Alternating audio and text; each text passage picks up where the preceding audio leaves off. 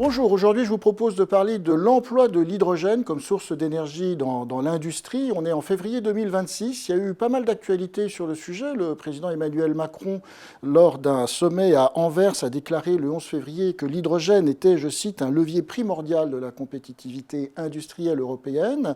La programmation pluriannuelle de l'énergie a été publiée le 13 février. Elle est plutôt allante, plutôt optimiste sur la progression de la capacité d'électrolyse de l'eau en France. Et puis, le président Macron a aussi visité en fait un site industriel, un four électrique de sidérurgie à Dunkerque. Et c'est intéressant de noter qu'en fait, ce chantier-là, qui a lieu à Dunkerque, initialement prévoyait la création d'un haut fourneau à arc électrique et hydrogène, et que finalement, ce site industriel fortement consommateur d'hydrogène n'a pas été construit, et pour le moment, il est suspendu. Et donc, qui a raison entre des pouvoirs publics très allants sur l'emploi de l'hydrogène comme énergie du futur pour l'industrie, ou les industriels énergo-intensifs qui, aujourd'hui, semblent suspendre leurs investissements dans l'hydrogène? La réponse viendra dans la conclusion à cette vidéo. Alors c'est vrai dans un premier temps que si on regarde sur le papier les avantages théoriques de l'hydrogène comme source d'énergie, ils sont nombreux. Alors entendons-nous bien ici, je parle surtout d'hydrogène décarboné, c'est-à-dire d'hydrogène qui est produit à partir d'électrolyse de l'eau. On utilise les surplus d'électricité produits notamment quand il y a beaucoup de vent ou quand il y a beaucoup de soleil, donc les énergies renouvelables. On transforme ce surplus d'électricité qui n'avait pas de demande en face en hydrogène, tout simplement en prenant une anode, une cathode, on les met dans l'eau et vous avez un partage hydrogène-oxygène. Donc ça, sur le papier, cela permet de fabriquer de l'hydrogène sans avoir à dégager du CO2, ce qui se distingue du vaporéformage du méthane dans les raffineries. C'est une façon de fabriquer l'énergie qui contribue à la rentabilité des énergies renouvelables, puisqu'on recycle des excédents de production. C'est un gaz, il peut être stocké longtemps, sa combustion ne dégage pas de particules fines, ne dégage pas de CO2. Et puis, comme on va le voir, c'est aussi un gaz qui peut contribuer à décarboner certaines énergies fortement émettrices de CO2. Je pense à la sidérurgie. Donc, n'en jetez plus, ça fait beaucoup d'avantages.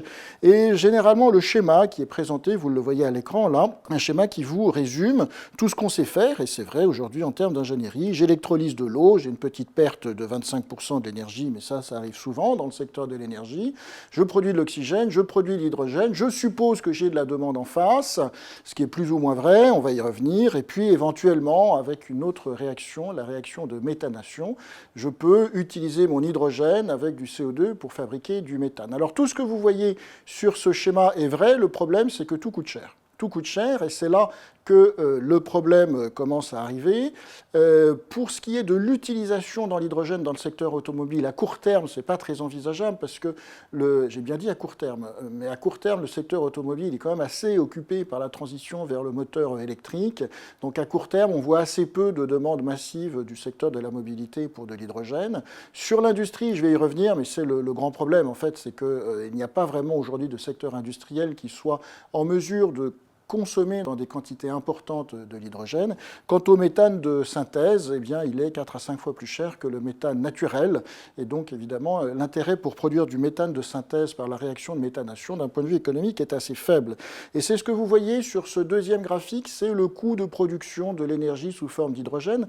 C'est un graphique qui a été produit par l'ACER, qui est en fait l'Association des régulateurs européens de l'énergie, donc elle a accès à des chiffres particulièrement fiables. Vous voyez sur ce graphique, en fait, les coûts de production du mégawattheure sous forme d'hydrogène à partir de différentes façons de traiter des excédents de photovoltaïque à gauche, par exemple, ou d'éolien, comme les deux colonnes du milieu. Et vous voyez en gros que l'hydrogène, le gaz hydrogène, produire du gaz hydrogène par électrolyse, ça a un coût de production compris entre 150 et 300 euros le mégawattheure. Pour mémoire, le gaz naturel, aujourd'hui, son prix de gros sur le marché, c'est de l'ordre de 30 à 40 euros le mégawattheure. Donc on est à des prix de production de l'énergie sous forme de gaz 5 à 10 fois plus élevés que le gaz naturel actuel. Évidemment, ça fait un problème pour la soutenabilité du modèle d'affaires de l'hydrogène. Et plus intéressant encore, ces deux graphiques qui vous racontent le même message. En fait, ces graphiques vous montrent le coût d'investissement en millions d'euros par mégawatt installé, par mégawatt d'électrolyse de l'eau,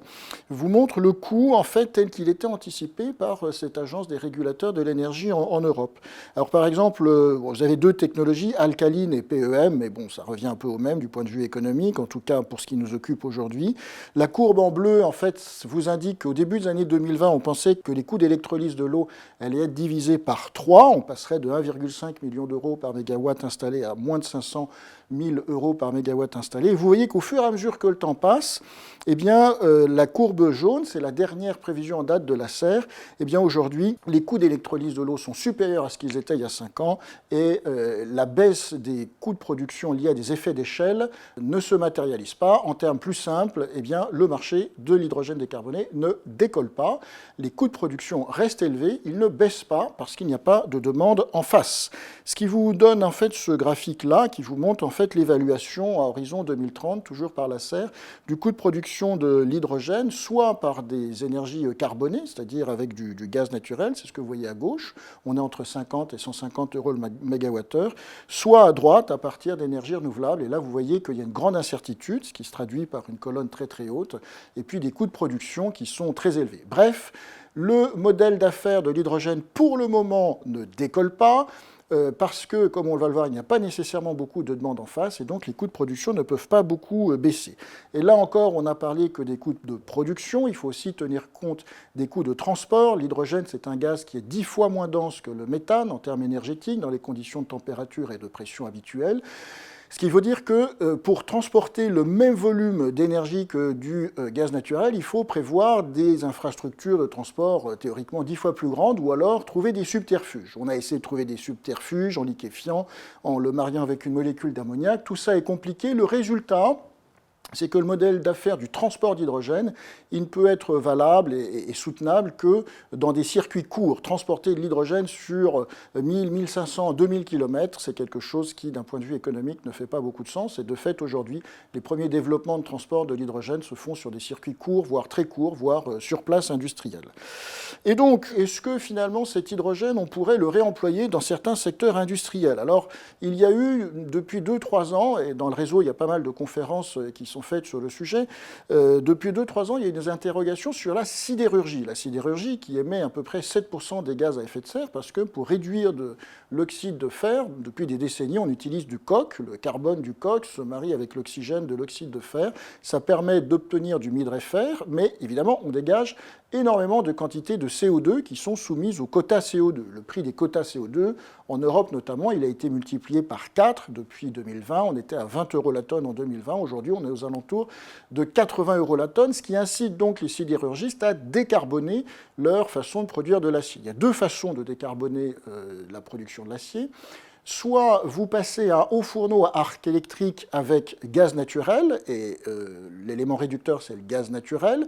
À ce moment-là, vous fabriquez toujours votre minerai de fer et vous diminuez par 2 environ le montant des émissions de CO2, parce que le gaz naturel, quand il est brûlé, il émet 2 fois moins de CO2 que le coke. Mais vous pouvez aller un pas plus loin en utilisant des hauts fourneaux à arc électrique et hydrogène. Et à ce moment-là, vous supprimez toutes les émissions de CO2. Quelles sont les 3 conditions pour que la bascule de hauts fourneaux avec du coke vers des hauts fourneaux à l'hydrogène puisse être faite, puisque c'est tout ce que les sidérurgistes sont en train d'envisager, à savoir ThyssenKrupp ou ArcelorMittal? Eh bien, il faut 3 conditions. Il faut évidemment que le prix de l'électricité soit bas, parce que ces installations sont très consommatrices d'électricité. Je vous renvoie à la vidéo du mois dernier qui vous montre que le prix de l'électricité va sans doute être relativement bas en France dans les années qui viennent, sauf accident géopolitique. Il faut qu'il y ait un prix du CO2 qui soit élevé. J'avais fait une présentation il y a 2-3 ans de la réforme du marché du CO2 en Europe. Il y a vraiment pas mal de raisons de penser que le prix du CO2 ne va pas baisser. Et la troisième condition pour qu'on puisse basculer dans la sidérurgie et faire des fours à hydrogène, c'est que le prix du gaz naturel soit élevé. Or, a priori, d'ici 2030, ça ne va pas être trop le cas en Europe. Il y a énormément de production de gaz dans le monde, notamment de gaz naturel liquéfié. Le prix du gaz a beaucoup baissé et on a des raisons de penser que le prix du gaz va rester bas parce que le marché du gaz naturel dans le monde est globalement excédentaire.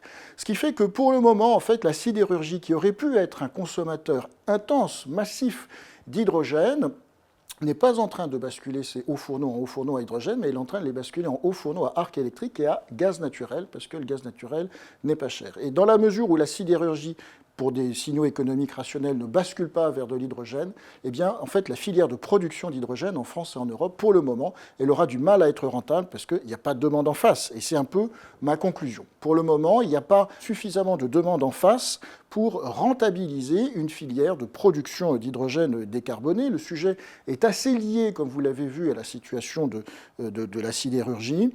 Il y a donc en fait une forme de volontarisme, en partie assumé des décideurs publics, de porter le discours sur l'hydrogène, mais à vrai dire, il n'y a pas tant d'activités de private equity sur l'hydrogène décarboné que ça. Et en fait, pour le moment, le secteur n'est pas mûr, les coûts de production sont élevés. Et à court terme, au moins dans les 2, 3, 4 années qui viennent, avec la prudence requise chaque fois qu'on fait une prévision, eh bien à court terme, on ne voit pas comment, comme cela a pu être dit il y a quelques jours, l'hydrogène pourrait être un levier de compétitivité pour l'industrie en Europe.